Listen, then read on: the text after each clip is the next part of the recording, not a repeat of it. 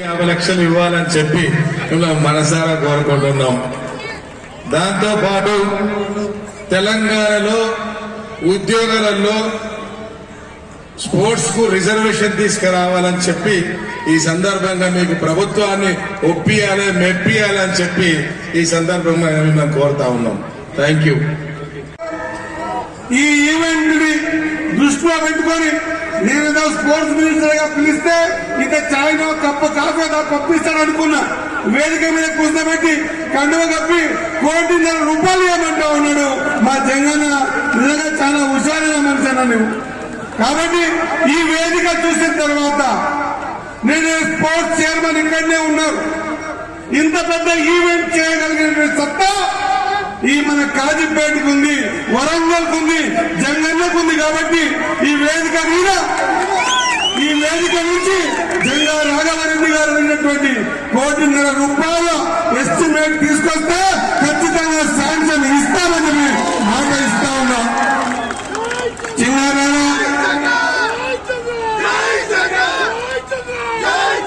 చిన్నారా ఒక విషయం గుర్తుపెట్టుకోవాలి.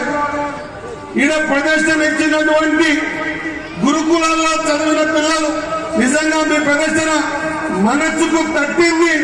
చిన్నారులు ఆట పాట చూస్తూ ఉంటే, చిన్నారులు ఆడుతున్నటువంటి తమ ఆటలో ఇన్వాల్వ్మెంట్ చూస్తూ ఉంటే నేను అనుకుంటున్నా ఈ చిన్నారులను ఎప్పుడో ఒకసారి టీవీలలో చూడాల్సిన సందర్భం వస్తుందేమో అనుకుంటున్నా.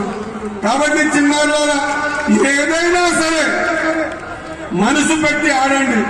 తెలుగులో మాట్లాడారు కాబట్టి ఒక మాట మాట్లాడించి ముగిస్తా. ఈ గేమ్ అనేది, ఈ ఆట అనేది, ఈ కళ అనేది ఎవరొక్క సొత్తు కాదు. ఇక్కడ కూర్చున్న 1,400 మంది పిల్లలు ఎవరు కూడా రికమెండేషన్స్ తో రాలేదు. రికమెండేషన్ వచ్చినోడు పొలిమేర దాటలేడు. మొత్తం దేశంలో ఎక్కడైనా పోయి ఆడగలుగుతా అనే సత్తా ఉన్నాడు.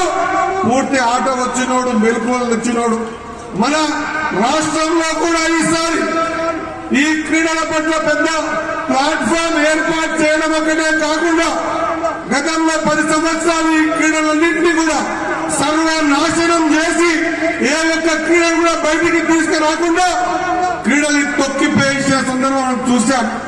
కానీ మన ప్రభుత్వం, ప్రజాప్రభుత్వం, ముఖ్యమంత్రి, మన ప్రియత ముఖ్యమంత్రి రేవంత్ రెడ్డి గారు వచ్చిన తర్వాత యావత్ క్యాబినెట్ అంతా స్పోర్ట్స్ పట్ల పెద్ద ఎత్తున ఆలోచన చేసి స్పోర్ట్స్ పాలసీ తీసుకొచ్చి 42 గేమ్స్ ఇన్వాల్వ్మెంట్ చేసి గ్రామ స్థాయికి క్రీడాకారులు వెతికి తీసి గ్రామ స్థాయికి